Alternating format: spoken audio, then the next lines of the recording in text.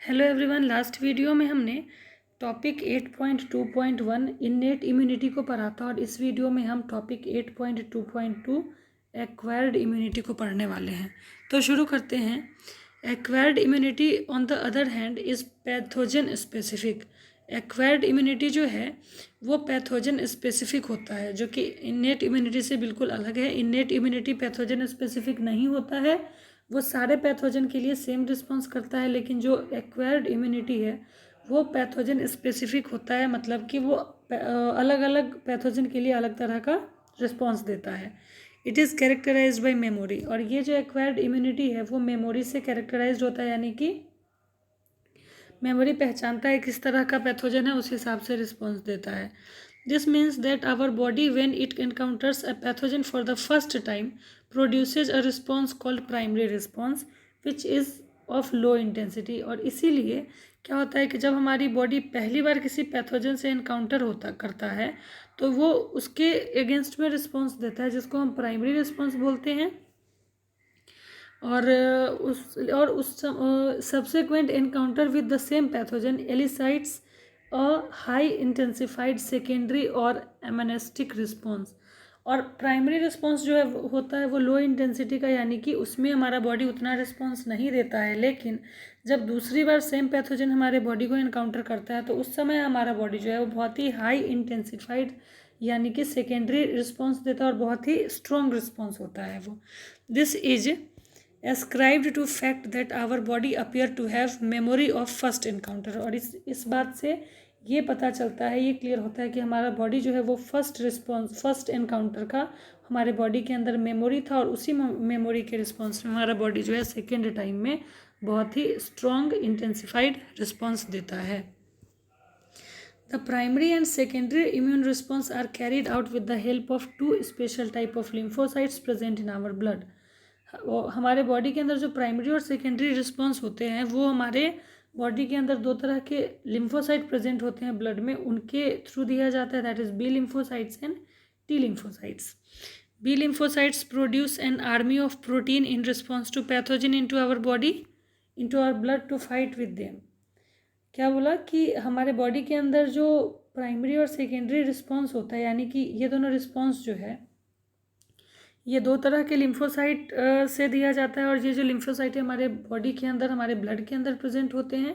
और वो कौन कौन से लिम्फोसाइट है? बी लिम्फोसाइट और टी लिम्फोसाइट। और ये जो बी लिम्फोसाइट है वो कुछ प्रोटीन प्रोड्यूस करता है, कुछ प्रोटीन प्रोड्यूस करता है, जो प्रोटीन पैथोजन के अगेंस्ट रिस्पॉन्स देता है और उस पैथोजन से फाइट करता है। This protein are called antibodies. और ये जो प्रोटीन है कौन से प्रोटीन होते हैं? एंटीबॉडीज होते हैं। The T lymphocyte them cells do not secrete antibodies but help B cells produce them. क्या है कि जो बी लिम्फोसाइट होता है वो डायरेक्टली एंटीबॉडीज प्रोड्यूस करता है जो कि पैथोजन से फाइट करेगा। लेकिन जो टी लिम्फोसाइट होता है वो डायरेक्टली कोई प्रोटीन सीक्रेट नहीं करता है, रिलीज नहीं करता है, बल्कि बी लिम्फोसाइट को हेल्प करता है ताकि वो एंटीबॉडी सीक्रेट कर सके। Each antibody molecule has 4 peptide chains, 2 small chain called light chain and 2 longer called heavy chain. यहाँ पे देखो डायग्राम में बना हुआ है, ये एंटीबॉडी का डायग्राम है जिसके अंदर 4 चेन हैं, 2 छोटे चेन हैं, एक यहाँ और एक यहाँ जो लाइट चेन कहलाते हैं, और 2 बड़े चेन है, एक यहाँ और ये यहाँ पे जो हेवी चेन कहलाते हैं। Hence an antibody is presented as H2L2। 2 heavy chain 2 light chain, इसीलिए H2L2 उसको कहा जाता है। Different type of antibodies are produced in our body। अलग अलग तरह के एंटीबॉडीज़ हमारे बॉडी के अंदर प्रोड्यूस होते हैं। IgA, IgM, IgE, IgG are some of them। ये कुछ एंटीबॉडी के नाम है, IgA, IgM, IgE, IgG, जो कि हमारे बॉडी के अंदर प्रोड्यूस होते हैं।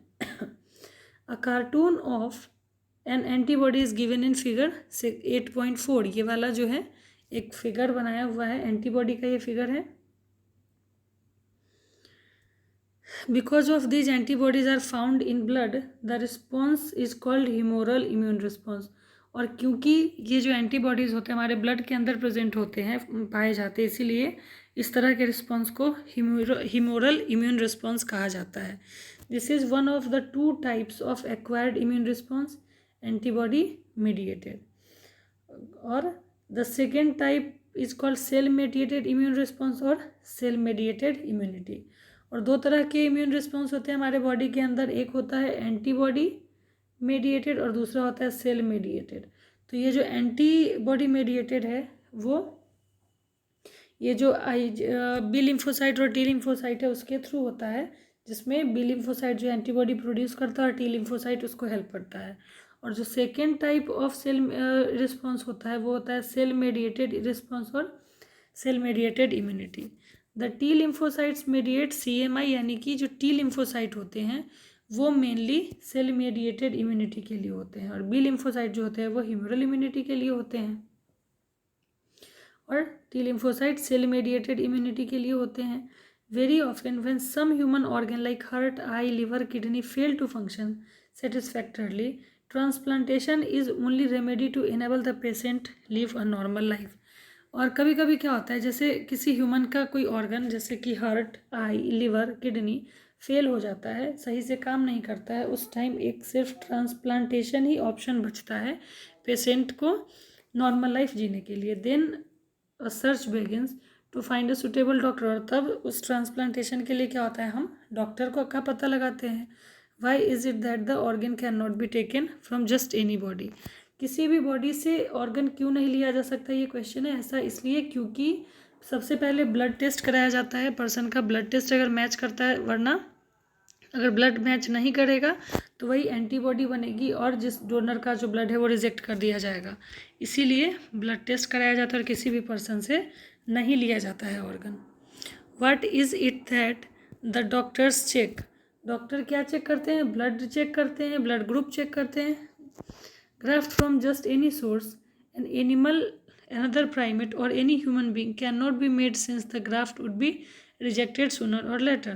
Tissue matching, blood grouping matching are essential before undertaking any graft transplant, or even after this the patient has to take immunosuppressants all his her life। क्या होता है कि अगर ऑर्गन ट्रांसप्लांट करना होता है उसके पहले टिश्यू मैच कराया जाता है, ब्लड मैच कराया जाता है, और उसके बावजूद कभी कभी क्या होता है कि ट्रांसप्लांट के बाद जो पेशेंट होता है उसको इम्यूनोसप्रेसेंट कुछ मेडिसिन जो है लेना पड़ता है पूरे लाइफ।